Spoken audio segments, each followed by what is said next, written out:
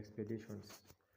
Yes, it was narrated from Sulaiman bin Burayd that his father said, when the Messenger of Allah ﷺ appointed commanders for an army or expedition, he will advise them personally to fear Allah, exalted and glorified is He, and to be good to those of the Muslims who were under their command. Then he said, fight in the name of Allah, for the sake of Allah, fight those who disbelieve in Allah, fight but do not steal from war booty, so do not break your promises, not mutilate the dead enemy, and do not kill children. When you meet your enemy among the idolaters, offer them 3 options, and whichever one they choose, accept from them and refrain from fighting them. Invite them to Islam, and if they respond, then accept from them and refrain from fighting them. Then invite them to migrate to their land,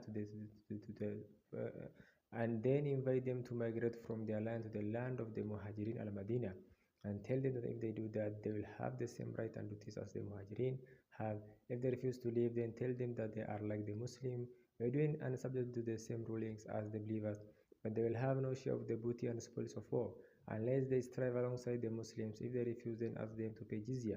If they respond, then accept it from them and refrain from fighting them. If they refuse that, then seek the help of Allah and fight them. If you lay siege to a stronghold and the people ask you to promise them and the protection of Allah and His Prophet ﷺ, not give them the promise of the protection of Allah and His Prophet, rather give them your promise of protection and that of your companions for them if you break your promise, and that of your companions. That is less serious than if the promise of Allah and His Messenger is broken. If you besiege a stronghold and the people want to make a deal on the basis of the ruling of Allah, not make a deal on the basis of the ruling of Allah, rather make a deal on the basis of your own ruling. For you cannot be certain that you will be able to work out a deal with them that is in accordance with Allah's ruling. Abdurrahman narrator said this or something similar, and Ishaq added at the end of this hadith. Yahya bin Adam said, I mentioned this hadith to Muqal bin Yahan, and he said, Muslim bin Yahya narrated something similar to me from An-Nu'man bin Mukarram from the Prophet sallallahu alaihi wasallam.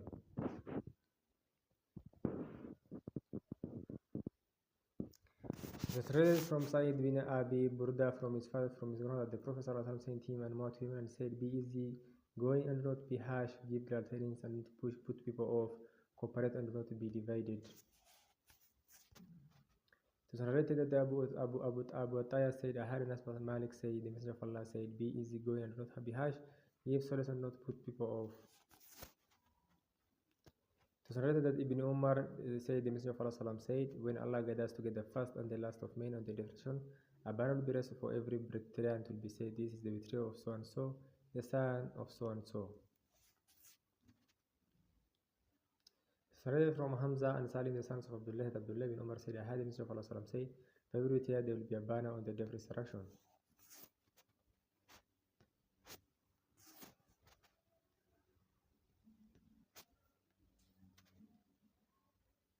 It is narrated from Abu Hurairah that the Prophet said, do not wish to meet the enemy, but when you do meet them, then be steadfast.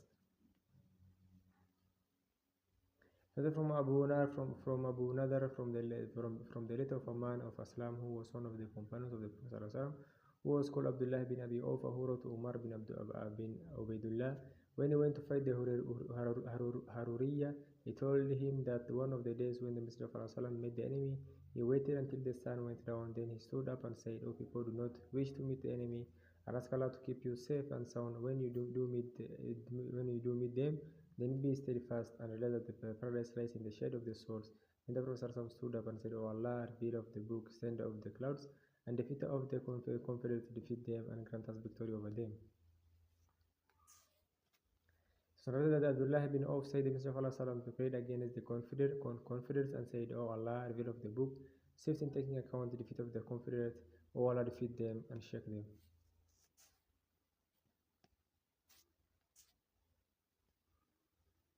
It is narrated from Anas that the Messenger of Allah used to say on the day of Uhud, O Allah, if you will that the Muslim be defeated, you will not be worshipped on earth.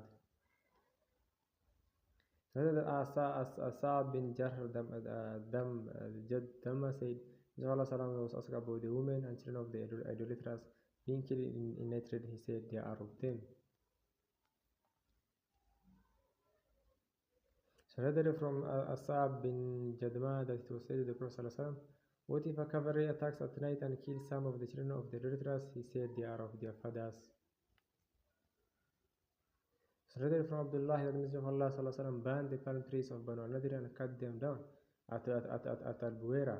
Qutayba bin Roma in the hadith, and Allah revealed their words, what you, O Muslims, cut down of the firm place of the enemy, or left them standing on their stems, it was by a leave of Allah, and in order that He might disgrace the fasiqun, the rebellious, the disobedient to Allah. Al-Hashr 59 verse 5.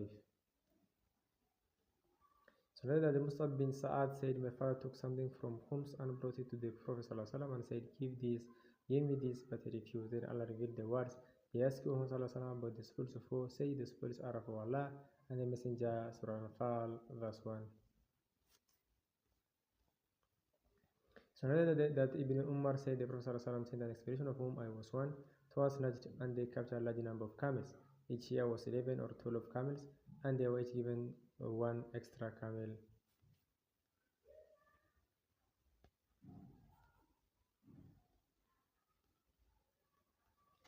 It was narrated that Abu Qatada said, we set out with the Messenger of Allah ﷺ in the year of the Battle of Hunain, and when we met the enemy, the Muslim fell into a state of confusion. I saw that one of the mushrik men have overpowered one of the Muslim men, so I crept up on him from behind and struck him between his neck and shoulders. He turned around and he grabbed me in such a way that I thought I was about to die. Then he died. I joined Umar ibn Khattab and he said, what is the matter with the people? I said, it is the decree of Allah. Then the people came back, and the Messenger of Allah sat down and said, whoever killed someone has to bring his proof, then he may take his belongings. I stood up and said, who will be a witness for me? Then I sat down. Then he said likewise. And I stood up and said, who will be a witness for me? Then I sat down. Then he said that at that time. And I stood up again. The Messenger of Allah said, what is the matter with you, Abu Qatada? I told him the story of our story, and a man who was there said, he was speaking the truth. The Messenger of Allah, the belongings of that little man are with me. Persuaded him to give up his right. Abu Bakr as-Siddiq said, no, by Allah, you should not respect one of the lions of Allah who fought for Allah and his messenger to give up his booty to you. The Messenger of Allah said, he is right, give it to him. So he gave it to me. I sold the shield and bought a garden in Banu Sulam and Banu Salima, and that was the first property acquired in Islam. According to the hadith of al-Layth, Abu Bakr said, no, he will not give it to the true Ali Rohina from Quraysh, and ignore one of the lands of Allah.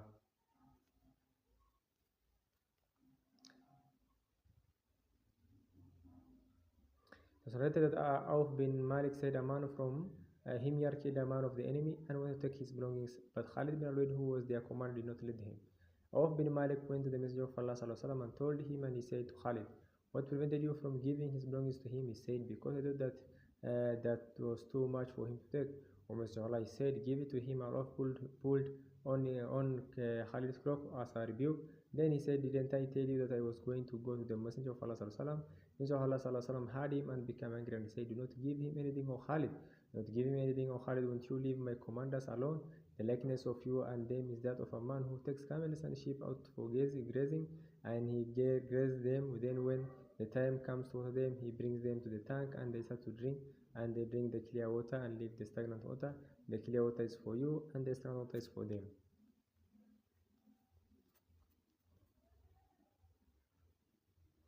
Iyas bin Salama said, my father told me we attacked Fazara, and Abu Bakr was in charge of us. The Messenger of Allah had appointed him in command of us.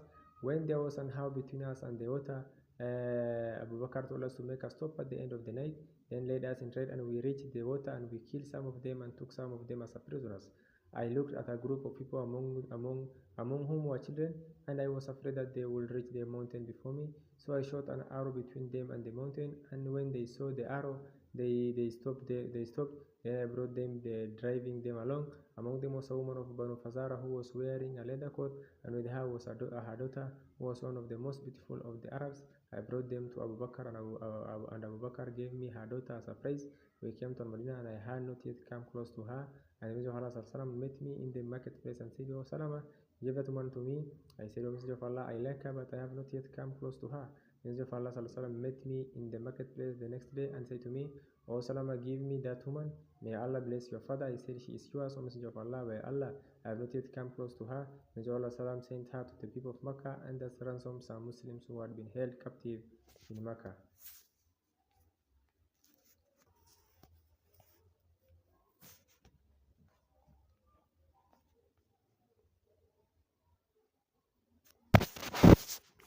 It was narrated that Hamam bin Munabi said, this is what Abu Hurairah narrated to us from Muhammad, Messenger of Allah sallallahu alaihi wasallam, and he mentioned a number of hadith, including the following. The Messenger of Allah said, if you come to a town and take it peacefully and stay there, then you have your share in it. But any town that disobeys Allah and His Messenger and is seized by force, 1/5 of it is for Allah and His Messenger, then the rest is for you. It was related that Malik bin Aus bin al-Haladan said, Umar bin Khattab sent for me and said, some families of people have come to me, a hadith like that of Malik, number 4578. It says, Umar ibn Khattab said, he used to spend his annual expenditure on his family from it, and Ma'mar said he could keep his family's annual sustenance from it, then whatever was left will spend the cause of Allah. Urwa bin Az-Zubair narrated that Aisha, the wife of the Prophet ﷺ, told him that the Fatima, the daughter of the Messenger of Allah ﷺ, asked Abu Bakr after the death of the Messenger of Allah ﷺ to give her share of inheritance from that which the Messenger of Allah ﷺ had left behind of the faith that Allah had bestowed upon him. Abu Bakr said to her, the Messenger of Allah ﷺ said, we Prophet have no heirs, and whatever we leave behind is charity. She lived for 6 months after the Messenger of Allah ﷺ, and Fatima used to ask Abu Bakr for a share of that which the Messenger of Allah ﷺ had left behind of Khaybar and Fadak and his endowment in Al-Madinah. But Abu Bakr refused to give her that. He said, I will not stop doing something that the Messenger of Allah used to do, but I will continue to do it. I am afraid that if I give something that he did, I will go astray. As for his endowment in Al-Madinah, Umar gave it to Ali and Abbas, but Ali took most of it. As for Khaybar and Fadak, Umar kept them and said they are the endowment of the Messenger of Allah and was spent on his responsibilities and on emergencies. They were to be cared for by whoever became